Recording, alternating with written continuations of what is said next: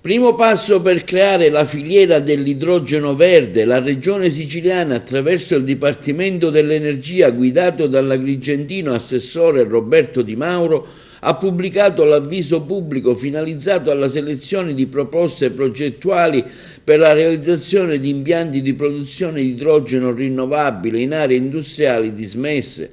Il bando è finanziato con le risorse del PNRR per la rivoluzione verde e la transizione ecologica per un importo di 40 milioni di euro.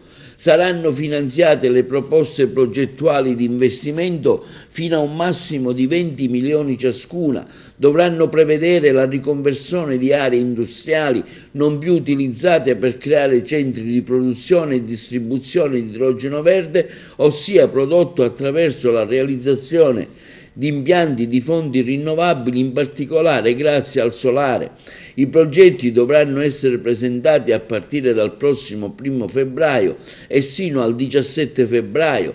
La graduatoria delle proposte pervenute sarà pubblicata entro il 31 marzo. Siamo stati i primi a consegnare l'avviso pubblico al Ministero dell'Ambiente, afferma il presidente della regione Schifani, raggiungendo così un primo traguardo a cui l'amministrazione regionale lavorava già da qualche anno.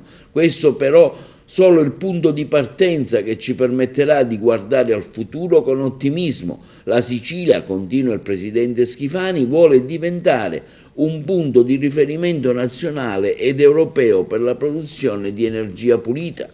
Con questa misura, spiega l'assessore all'energia Roberto Di Mauro, si dà avvio concreto alla strategia regionale dell'idrogeno. Ci attendiamo quindi una grande partecipazione delle imprese del settore e lavoreremo intensamente con celerità per rispettare la tempistica imposta dal PNRR.